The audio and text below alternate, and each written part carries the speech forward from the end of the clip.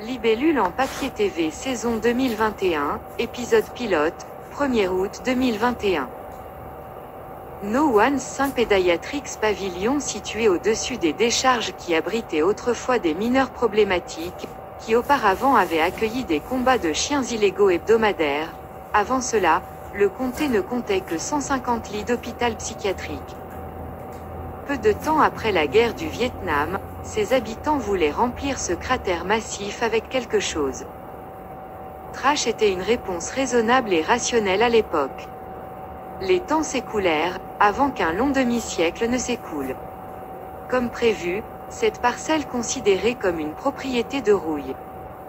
Pendant des années, le comté a dépensé beaucoup d'argent et une main-d'œuvre laborieuse sans fin pour combattre, pour repousser les apparences flétries, mais n'a atteint que des frustrations.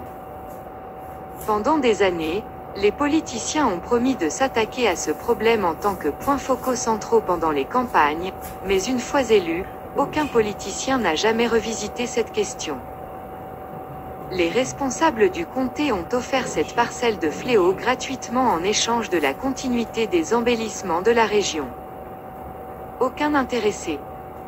L'année où le président Reagan a été réélu, des groupes d'investisseurs et des entreprises de construction se sont aventurés et ont construit des pavillons médicaux multifonctionnels pour enfants à plusieurs niveaux.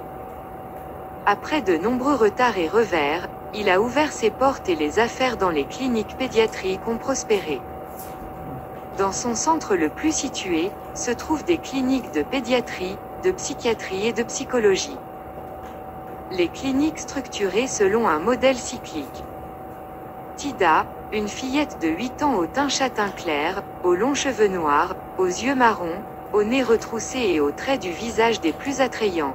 Elle se tenait debout à près de 4 pieds.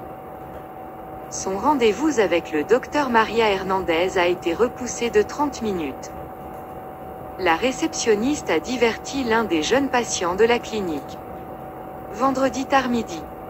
À l'extérieur, les conditions météorologiques ont incité nos futurs élèves de 8e à quitter immédiatement l'intérieur.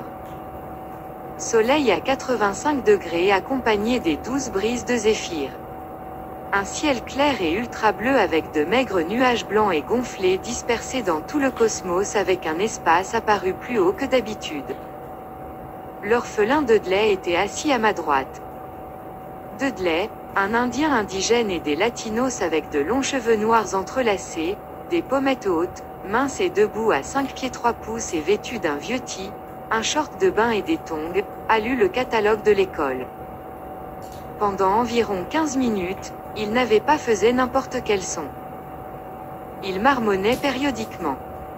Le baron Duke, un gamin blanc millionnaire avec les cheveux blonds les plus courts et les yeux les plus bleus, mince et se tenait debout à 5 pieds 4 pouces, s'assit à ma gauche et le lut aussi. Il n'avait pas beaucoup parlé non plus. Jamais de bonnes nouvelles quand les deux n'ont fait aucun commentaire. Nous nous connaissions depuis l'âge d'or de la prématernelle, nous pouvions lire les langages corporels des autres. Dudley marmonna, Caleb. Baron dit quelque chose doucement.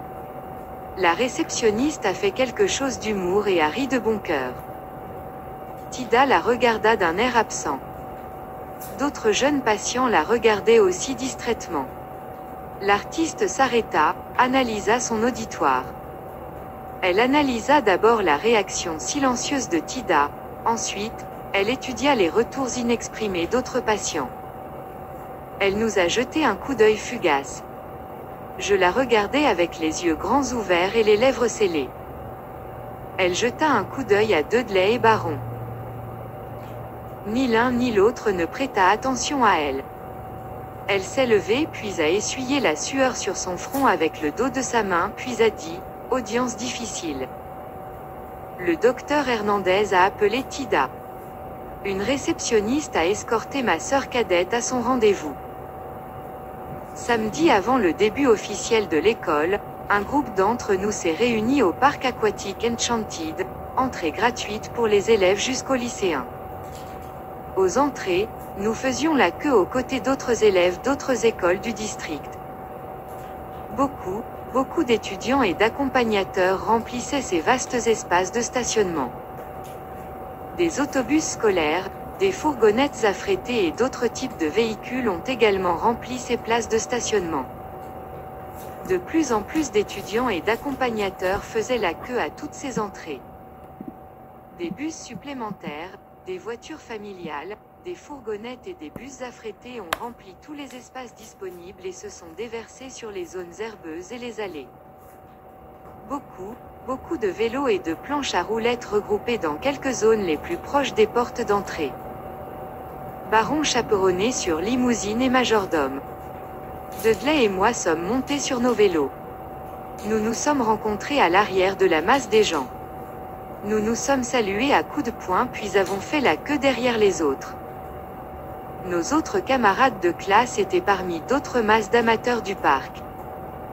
Les conditions météorologiques les plus proches de l'acceptable, mais se sont rapprochées d'un territoire faisable.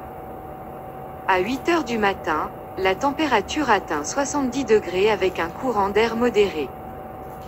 Nuages matinaux dispersés dans l'atmosphère. Des brises soleil sont apparues dans l'hémisphère oriental. Là-bas, cette portion particulière était éclairée de couleur orange clair, il semblait qu'un feu de camp était érigé. Les mouvements et les bruits de bedlam des participants les plus animés venaient de toutes les directions. Les plus jeunes ont fait preuve de vitalité. Les plus âgés affichaient de la sérénité. Les chaperons ont démontré des capacités multitâches. Les employés de parc ont aidé et donné des conseils. Tout le monde de toutes les directions a contribué au pandémonium de mouvements et de bruit dans le parc aquatique enchanté. Mes parents ont emmené Tida et mon frère aîné Seth, un lycéen et ma sœur aînée Siakim, un étudiant en 2e année pour voir nos grands-parents. J'ai choisi de ne pas y aller pour plusieurs raisons. Toutes les énigmes morales de mes grands-parents ont évolué autour de Tida et moi.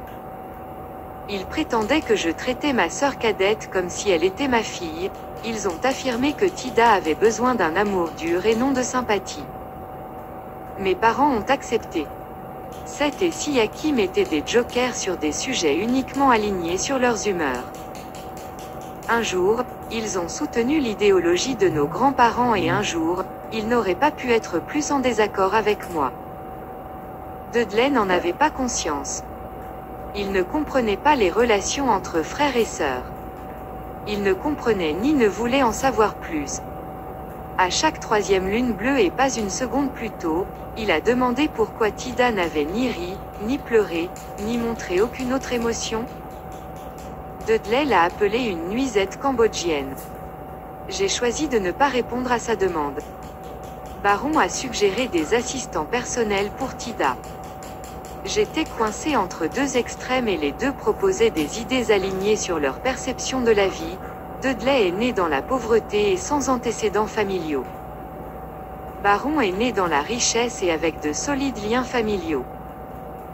Dudley a conclu que le manque d'émotion de Tida était lié au manque de soutien émotionnel des parents. Baron a conclu que l'argent résolvait tous les problèmes. Les aides personnelles, les majordomes et les femmes de chambre avaient besoin de richesse. Depuis sa naissance, Baron était entouré d'aides personnelles, de majordomes et